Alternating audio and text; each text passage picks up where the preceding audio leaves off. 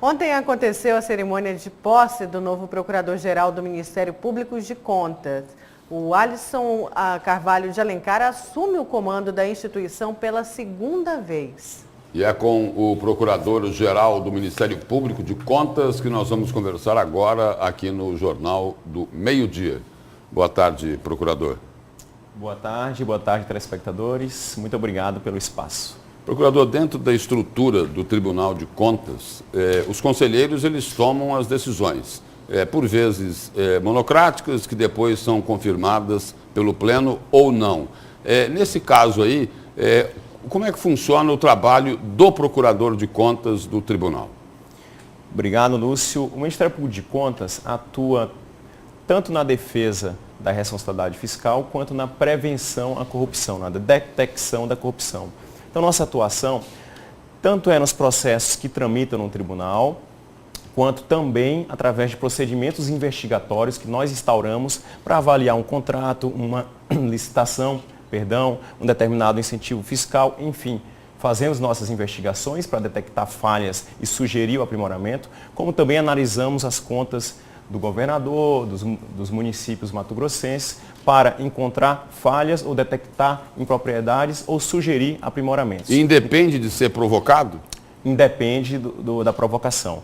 Óbvio que, uma vez provocados, temos o dever também de chegar a uma conclusão. Então, inclusive, é interessante aos órgãos de controle, à sociedade, provocar o Ministério Público de Contas através das nossas redes sociais, basta colocar no Google, o Ministério Público de Contas Mato Grosso, que encontrará os nossos canais de acesso. Então, nós analisamos esse processo, damos nossa opinião conclusiva e aí os conselheiros, que são os julgadores, fazem a análise final e julgam. E a gente pode ver essa mudança no Tribunal de Contas. No seu discurso de posse, o senhor enalteceu os servidores hoje atuantes e disse que com um novo quadro de servidores que são concursados é possível fazer a diferença e alcançar metas. Que metas são essas que antes era mais difícil de serem alcançadas, procurador? Perfeito. O nosso maior desafio na gestão 2019-2020 é justamente fazer uma análise preventiva da corrupção e da responsabilidade fiscal em larga escala, chegando em todos os municípios, em os contratos mais relevantes do governo e propor melhorias nisso tudo.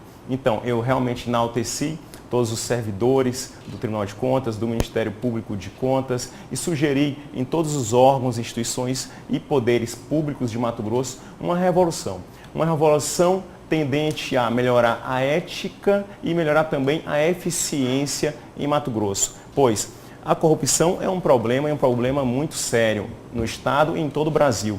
Consome em Mato Grosso, por exemplo, 5% do nosso PIB anual, que representa cerca de 6 bilhões de reais ao ano, estimativa da ONU. Porém, a ineficiência, ou seja, aquele gasto que não atingiu a sua finalidade social, não beneficiou a sociedade, gera um dano ainda maior e até incalculável. É nisso que nós vamos trabalhar e vamos trabalhar em larga escala. Procurador, o senhor falou aí em análise preventiva da Lei de Responsabilidade Fiscal. E tem algo que ocorreu aqui em Mato Grosso que foi algo assim muito estranho, né? Por exemplo, há uns 2 anos atrás, os conselheiros do Tribunal de Contas inovaram, criaram uma regra tirando o imposto de renda do cálculo daquilo que se gasta com os servidores, com o funcionalismo público estadual. Demoraram mais de 2 anos para rever esse posicionamento. O Estado, foi feito aquilo para dar a impressão que o Estado estava rigorosamente dentro do que estabelecia a Lei de Responsabilidade Fiscal e não estava. Isso não poderia ter sido corrigido antes para evitar ainda mais prejuízos a Mato Grosso? Perfeito. Essa situação técnica chegou ao Tribunal de Contas realmente há 2 anos. Foi dada uma decisão entre todos que compunham o plenário nesse sentido, de que o imposto de renda não deveria ser calculado. Houve uma fundamentação, alguns outros tribunais de contas no Brasil têm esse mesmo posicionamento. Só que a Secretaria do Tesouro Nacional não aceita isso. Porém, a Secretaria do Tesouro Nacional definiu e disse, olha, isso não é possível, todos os tribunais de contas devem reavaliar a situação e os governos de estado que se beneficiaram disso devem recompor as suas despesas ao limite da responsabilidade fiscal, num prazo que a lei prevê de alguns meses para isso. E é isso que Mato Grosso, assim como outros estados do Brasil, terão que agora recompor suas finanças. Enxugar a máquina. A solução é essa. Procurador, o senhor falou no começo sobre corrupção. A gente está vendo grandes escândalos na corrupção em Mato Grosso, principalmente na saúde. E a gente sabe que hoje o caos que a saúde vive aqui no estado, em Cuiabá, se dá um pouco por isso. Como o Tribunal de Contas pode atuar, pode combater, pode ajudar esse setor que é tão precário aqui, precisa urgente de socorro, que é a saúde pública? E só para complementar o questionamento da Nayara, algo que foi assustador foi uma declaração do juiz da 7ª Vara Criminal, Marcos Faleiros, ao decretar a prisão de envolvidos aí nesse escândalo na Operação Sangria, quando ele disse o seguinte: olha, esse esquema criminoso aqui age de uma forma pior do que o Comando Vermelho. Assusta, não assusta, procurador? Assusta e assusta muito. Em todo o Brasil isso acontece, infelizmente, digo isso. O que acontece na visão do Ministério Público de Contas? Há um caos generalizado na saúde no Brasil. Temos demandas que são para ontem, os recursos existem, mas a aplicação não tem a eficiência necessária, como em todas as áreas. A administração pública precisa ser mais eficiente.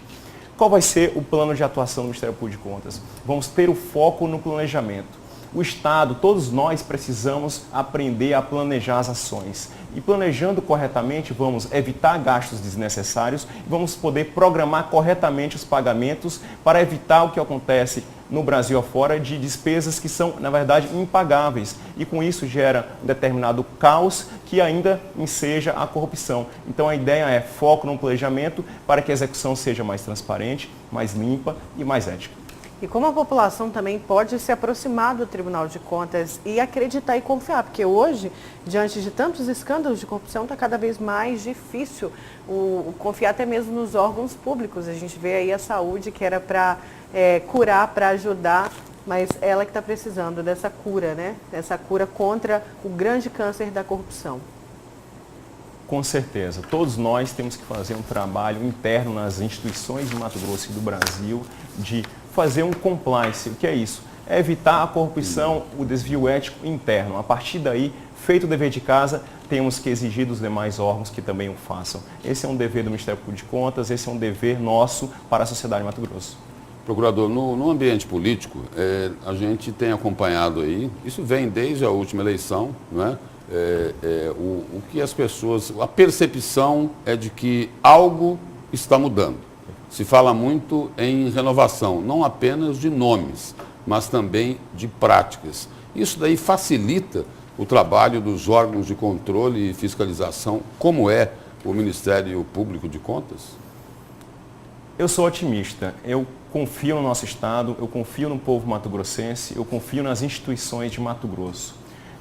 Tenho um sonho de que, em alguns anos, Mato Grosso será referência nacional em ética e em eficiência. E nós vamos trabalhar por isso. Independentemente de nomes, de pessoas que estejam à frente, as instituições devem ser éticas e eficientes. Esse é meu sonho e esse vai ser o meu trabalho diariamente de todo o Ministério Público de Contas, com seus servidores também, para que isso aconteça. Hoje não somos essa referência.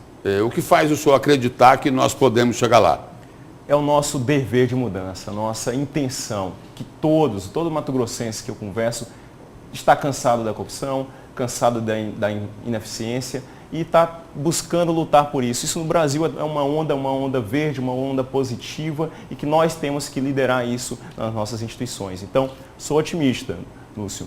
Entendo que chegaremos em poucos anos a ser novamente um país e um estado do presente e do futuro para os nossos pequenos brasileirinhos que aqui residem. Procurador, ao assumir aí novamente pela segunda vez o cargo de Procurador-Geral do Ministério Público de Contas do TCE, qual a orientação ou talvez até o conselho que o senhor daria para os gestores do dinheiro público? Para os gestores, obviamente, sigam corretamente as legislações, confiem nas instituições de controle, façam o seu trabalho corretamente, busquem aprimorar, busquem inovar, tendo sempre o caminho da ética como a sua bússola, como a sua direção, e contem com os órgãos de controle para fim de apontar soluções que possam contribuir com o seu trabalho. Não queremos paralisar, não queremos substituir o gestor, mas temos conhecimento, expertise, experiência para poder contribuir com os bons gestores no aprimoramento da nossa sociedade. Procurador, muito obrigado pela presença, pelas informações e sucesso lá na Procuradoria do Ministério Público de Contas. Eu que agradeço a todos e deixo novamente o Ministério Público de Contas aberto para toda a sociedade. Ponham nas redes sociais, busquem Ministério Público de Contas Mato Grosso, lá encontrarão nossos contatos. Muito obrigado. Obrigada, procurador.